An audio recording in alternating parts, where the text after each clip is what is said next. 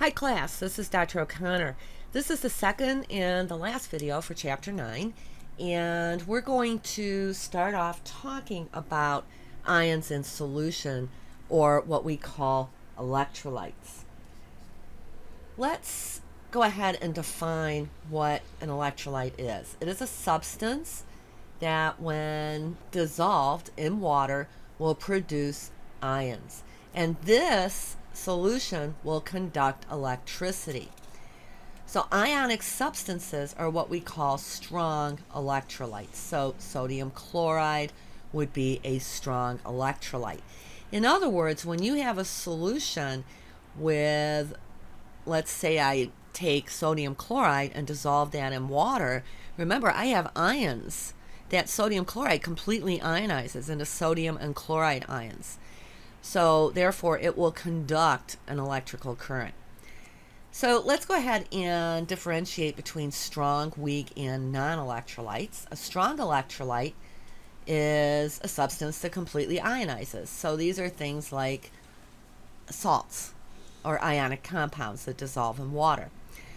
More strong electrolytes would be strong acids. So a strong acid will also completely ionize in water.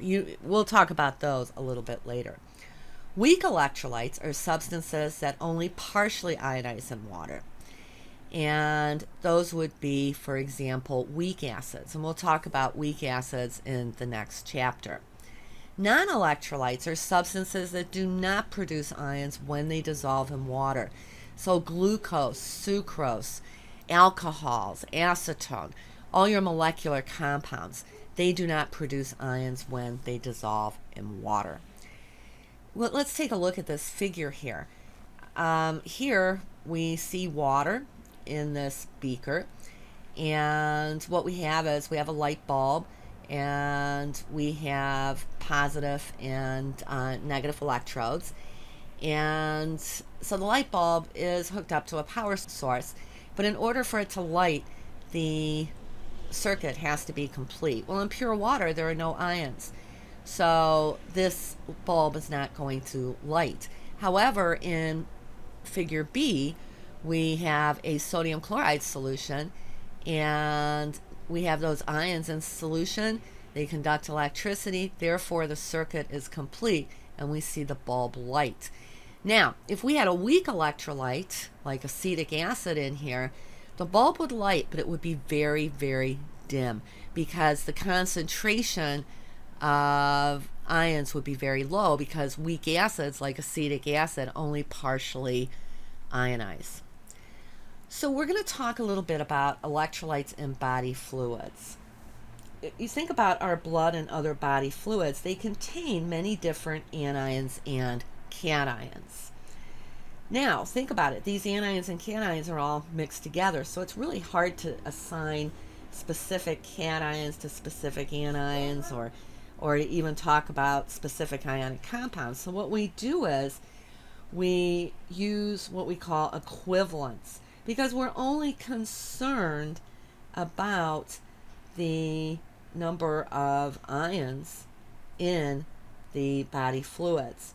So what we have is one equivalent of an ion is equal to its molar mass divided by the charge on the ion. When we divide by the charge on an ion, it's the absolute value, so we don't worry about negative, okay?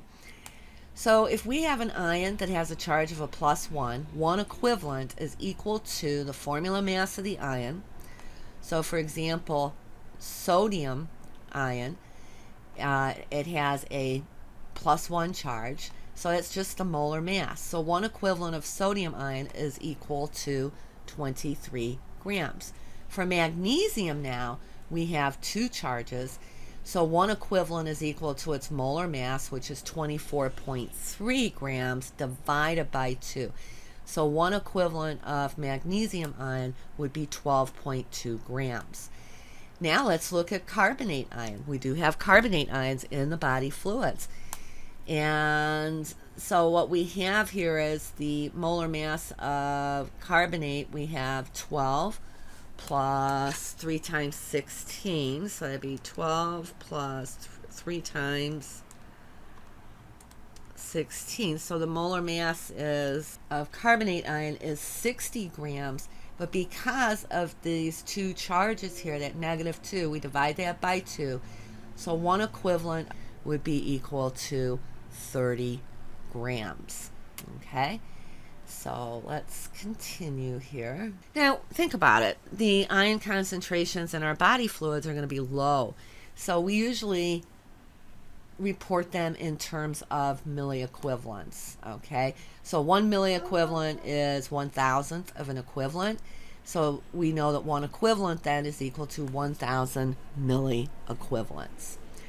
So here we're being asked how many milligrams of magnesium are in 250 milliliters of blood. Concentration is 3 milli equivalents per liter. So let's first determine how many milli equivalents are in 250 milliliters. So we convert that to liters. That's 0.25 liters. And we use this then as a conversion factor. And so we multiply 0.25 times 3, and we have 0.75 milli equivalents in 250 milliliters. Next, we need to determine how many grams are in that 0.75 milli equivalents. Okay, so we have 0.75 milli equivalents. We know there are 1,000 milli equivalents in 1 equivalent. Now, here's the key. We're talking about magnesium. This here should be a +2. And 1 equivalent of magnesium is its molar mass, which is 24 grams, divided by 2 because of those two charges. So that's 12.2 grams. And then they want to know how many milligrams. So we have to convert that to the grams to milligrams. And it turns out to be that 9.2 milligrams of magnesium ion are in 250 milliliters of that particular blood sample. So practice some of those because you're going to see those again if you're going to be working in the medical field. We're going to take a look at some properties of solutions, and these are called colligative properties. And colligative properties depend only on the number of dissolved particles and not on their identity. So there are 4 colligative properties that we are going to look at: vapor pressure lowering, freezing point depression, boiling point elevation, and osmosis. So let's take a look at each of these in turn. First, let's take a look at vapor pressure lowering of solutions. We already know that the vapor pressure is dependent on the equilibrium between particles entering and leaving the liquid surface. I'm going to change that to particles. I'm having trouble with my pen today. It wants to jump around, so please excuse that. Entering and leaving the liquid surface. What happens is the vapor pressure of a solution will decrease. So, for example, let's say like right here, I have pure water, and it has a certain vapor pressure. And we can measure that, right, as the distance between here and here. Now, if I add some solute to that water, a low volatile solute like sodium chloride, or I might add some ethanol, what's going to happen is we see that the vapor pressure of the solution is lower than the vapor pressure of the pure solvent, which in this case is water. And you have to ask, well, why does that happen? Think about it. The solute in the pure solvent is going to get in the way of the solvent molecules evaporating. The evaporation is going to take place much more slowly. And as a result, remember, when vapor pressure is lowered, then the boiling point is increased. It turns out that the boiling point of a solution is higher than that of the pure solvent. Think about cooking pasta. What do? We add salt to the water. And the reason we add the salt to the water Well, one of the reasons, or I should say one of the outcomes, is that the solution will boil at a higher temperature. Therefore, our pasta will cook faster. So it works out that for each mole of solute particles that are added, and again, it doesn't matter. It could be sodium chloride. It could be potassium chloride. It could be ethanol. It could be a little acetone. Doesn't matter what the identity is, but here's how it works. For each mole of solute particles added, the boiling point of 1 kilogram of water is raised by 0.51 degrees Celsius. The boiling point of water, we know, is 100 degrees Celsius. If I were to add 1 mole of glucose, remember, glucose is a molecular substance. It does not ionize. All right, so it does not break up into particles when it's dissolved. So if I add 1 mole of glucose to 1 kilogram of water, the boiling point will be raised to 100.51 degrees Celsius. So you can imagine if I add more glucose to water, the higher the boiling point. Now, if I were to add sodium chloride, let's say 1 mole of that to water, now you've got to remember sodium chloride is ionic. So 1 mole of sodium chloride is going to give me 2 moles of particles. So if I add 1 mole of sodium chloride to 1 kilogram of water, the boiling point is going to be raised by twice 0.51 degrees. So the new boiling point would be 101.02 degrees Celsius. All right, so you have to remember when you're looking at these problems, you have to determine, do I have a molecular compound or an ionic compound?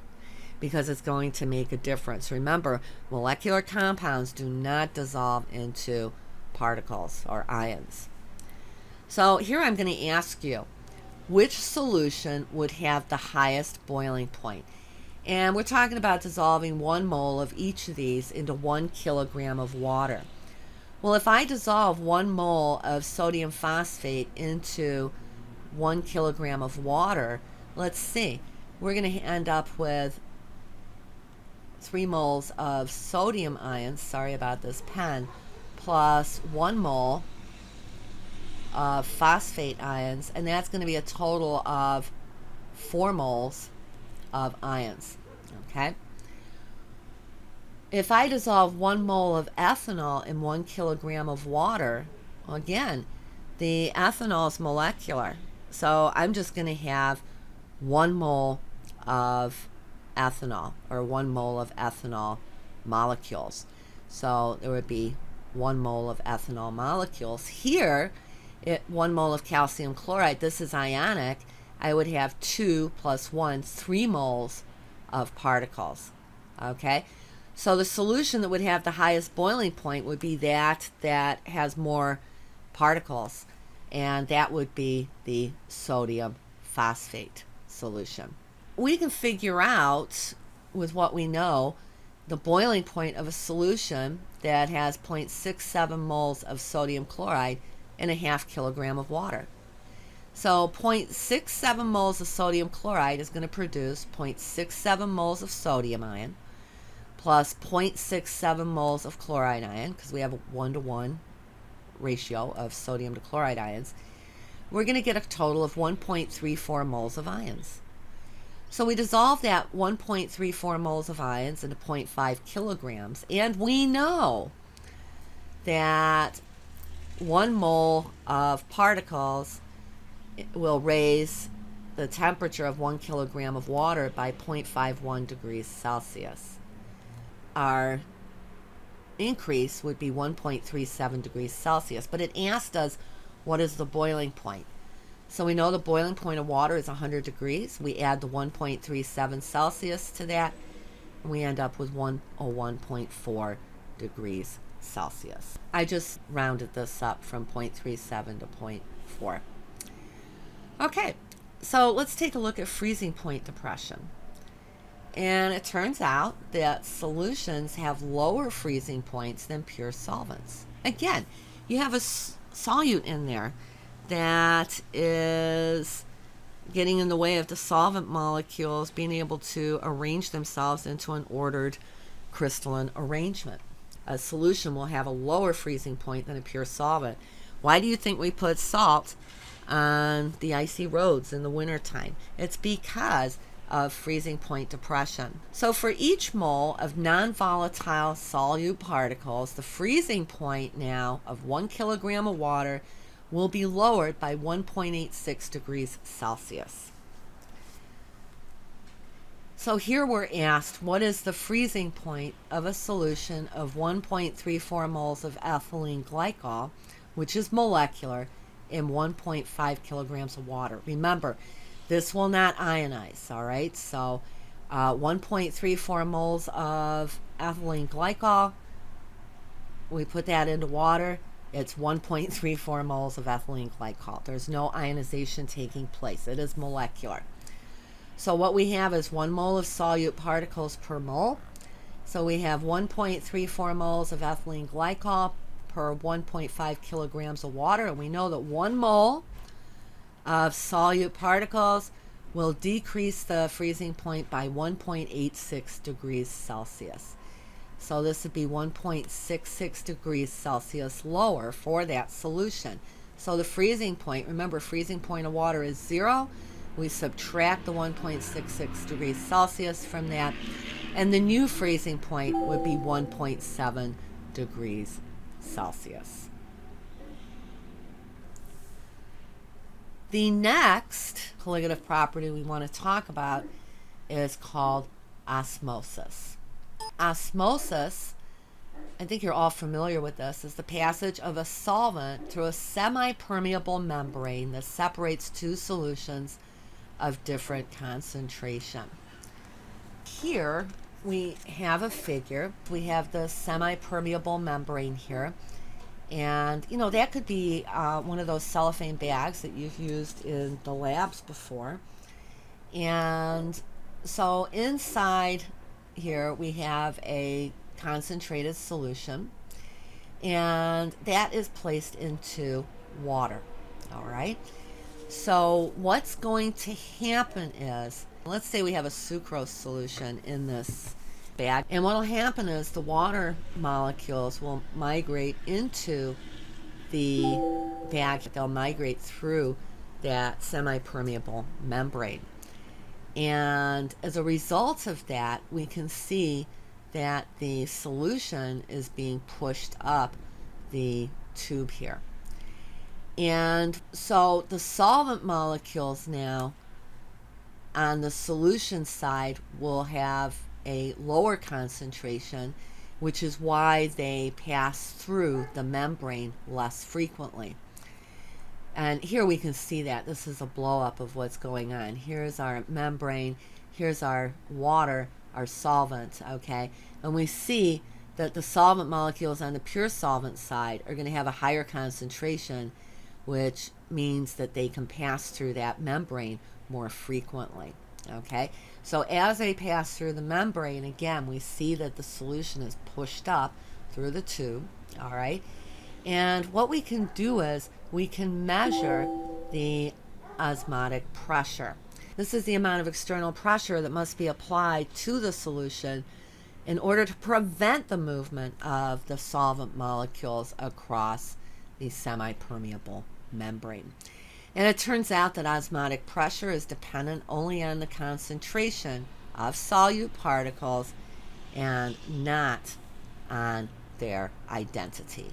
And we can represent osmotic pressure like so. So we have pi, which is the osmotic pressure, and that's equal to N over V. Remember, that would be the concentration, and so we could use molarity times the universal gas constant times the temperature in Kelvin.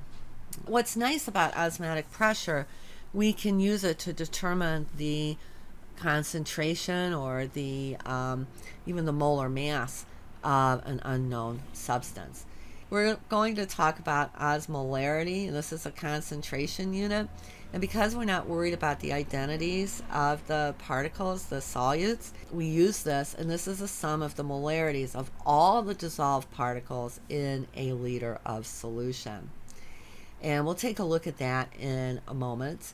So I think you all know that osmosis is very important in living organisms because all of the cell membranes are semi-permeable. They allow in certain particles and they keep other ones out.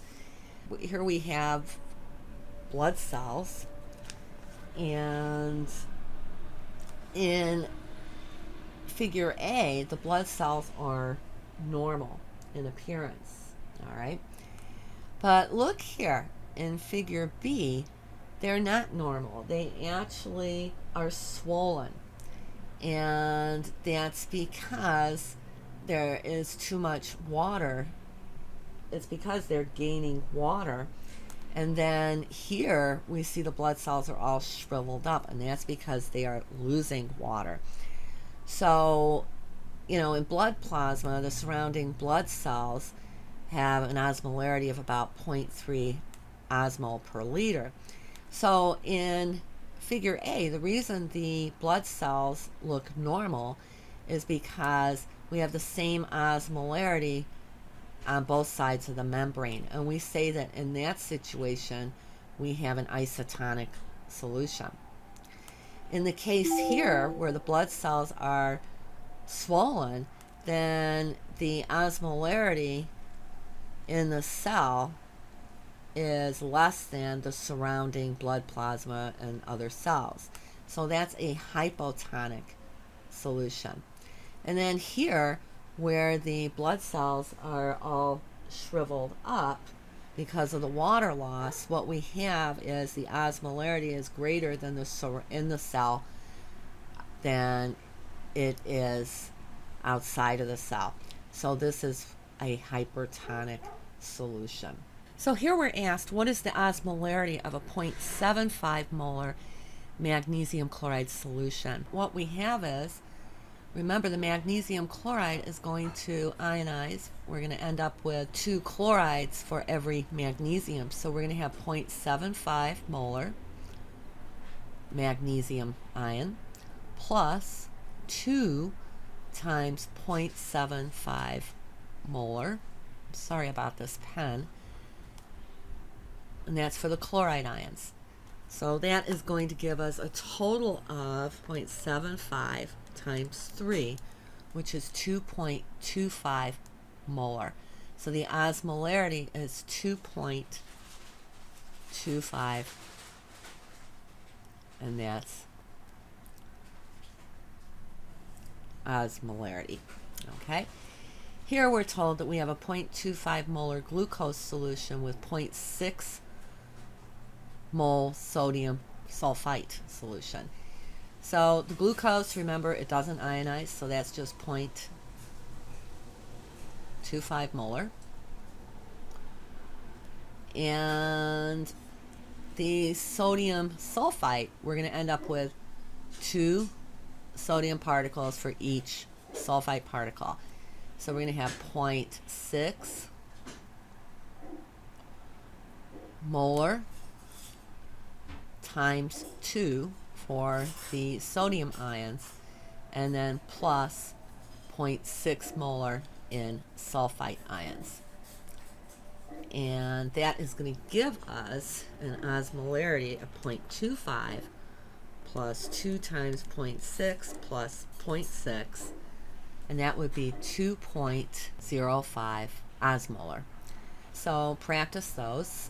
Here we're asked, what is the osmolarity of a sucrose solution that has a concentration of, and that's mass volume percent, and that's 10%. The molar mass of sucrose is 342.296 grams per mole. Well, we know that the 10% means that we have 10 grams of sucrose per 100 milliliters of solution. So what I need to do is I need to get into moles of glucose, and then I need to be in terms of liter of solution. So 1,000 milliliters is 1 liter. So milliliters cancel, and 1 mole of glucose, and we're given the molar mass, is 342.296 grams. So let me calculate this. So I have 10 divided by 100 times 1,000 divided by 342.296, and this works out to be 0.29 molar. And now I have to look at the glucose. I know it's molecular, it does not ionize, so it would be 0.29, and again that's osmolar. Okay, so 0.29 osmolar. So the concentration in osmolarity is 0.29. Dialysis differs from osmosis in the fact that the size of the pores in a dialysis membrane are going to allow both solvent molecules and small solute particles to pass through. How small, how large, that will be dependent on the size of the pores. Proteins, of course, would be too large to pass through these semi-permeable membranes. Some of the membranes will include animal bladders, parchment, and cellophane. And as we know, the most important medical use of dialysis is the artificial kidney machine, and that's where hemodialysis is used in order to cleanse the blood of patients that have kidney disease. I'll let you read about dialysis, and that starts on page 282 and ends on page 284. Well, that ends chapter 9. If you have any questions on the material, please let me know. You can email me anytime, and you guys can stop by my office. It gets really lonely there. Nobody stops by. And I hope everyone enjoys the long weekend.